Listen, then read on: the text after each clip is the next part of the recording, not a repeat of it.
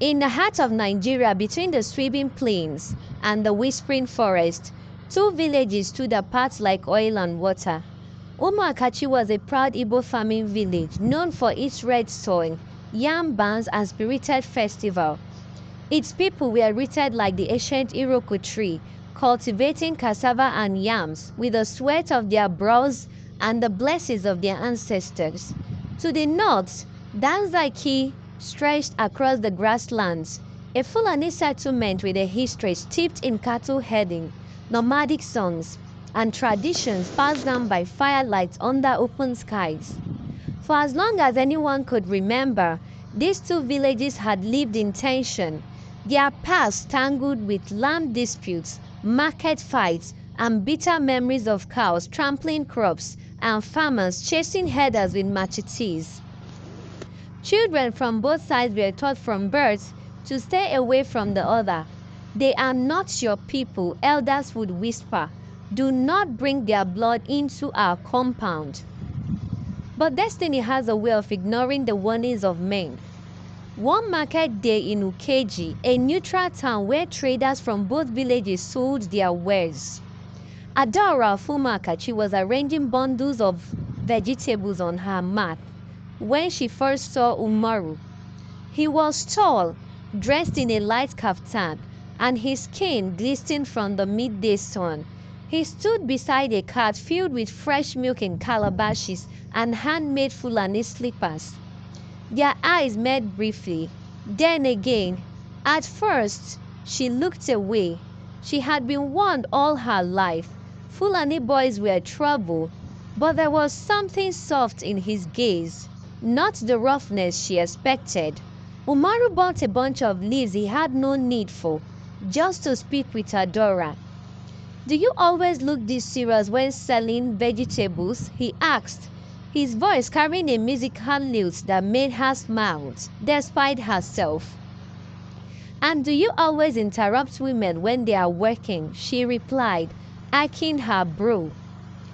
That was how it began, quietly, slowly, week after week. Umaru returned to the market, always finding some excuse to talk to Adaora. Sometimes he brought her mangoes from the trees that lined Danzaki's riverbank. Other times he stood by her mat and asked questions about vegetables he would never use. Adaora tried to resist. She knew her mother, Mama Njideka, would be furious if she even greeted a Fulani man. But there was a peace she felt when she spoke with Umaru, a stillness she hadn't known before. When he laughed, it was low and kind. He never rushed her, never bragged.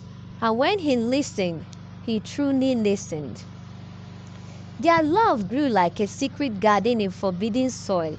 They began meeting by the riverbank that flowed between their villages under an old udala tree, with roots that twisted like the stories of their ancestors.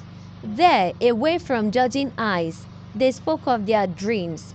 Adaora wanted to open a herbal clinic that would treat all villagers regardless of tribe. Umaru dreamed of owning a ranch where cows would graze without crossing into farmlands.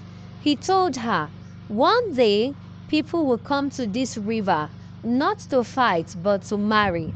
She believed him. But peace is never easy when blood remembers bitterness. One hot afternoon, a stray cow from Danzaki wandered into Umuakachi and ate from Pa Anoze's sacred yam mound. It was an accident, but that did not matter. Angry shouts rang through Umuakachi.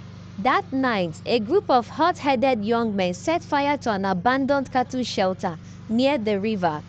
In retaliation, some Fulani boys damaged a yam barn. Within hours, the old hatred returned like a storm. Spears were sharpened, wives wept, the villagers blamed each other, and in chaos, Umaru was caught trying to cross into Umuakachi to find Adaora.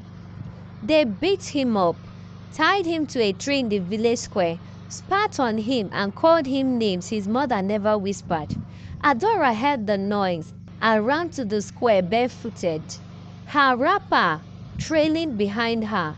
When she saw Umaru, bruised and bloodied, Her scream pierced the sky. She rushed forward and wrapped her arms around him. "If you kill him," she shouted, "you will bury me with him." The village froze. The elders looked at each other. Mama Njideka pushed through the crowd, eyes wide with horror.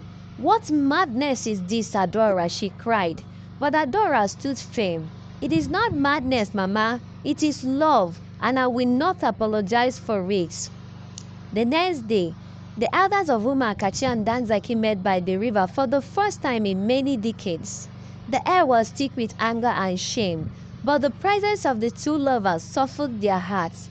Adaora and Umaru stood together, scarred but unshaken. Umaru spoke first in slow Igbo. "I do not come with cattle or insults. I come with love for your daughter and respect for your land." Adaora added, "We do not want to erase your ways. We want to build a new way. One where my children will eat tuwo and ofe on the same table." Silence followed. Their Mama Njideka stepped forward with a bowl of kola nuts in one hand and a calabash of milk in the other. She placed them on the ground between the two lovers. "Let them marry," she said. "Let them be the bridge we never built." Slowly, others nodded. From the Danzaki side, Umaru's father placed a string of Fulani beads around Adaora's neck. From the Umuakachi, Pa Anozie wrapped a red cloth around Umaru's wrist. The union was sealed. Their wedding was unlike any seen before. Drummers from both villages played in harmony. The deep Igbo Iba and the quick Fulani Kalangu. Adora's head was adorned with Fulani cowries. Umaru wore an ishiagu over his kaftan. They danced the Fulani sharo and the Igbo ewuota in the same courtyard. Children from both villages played together, chasing goats and rolling tires. Old women wept, not from sadness, but relief. The river that once divided them now bore witness to their unity. In time, Adaora and Umaru built a home near the river. Halfway between Danzaki and Umuakachi, they opened a clinic and a ranch side by side. Farmers and herders came, sat under the same tree, and learned from one another.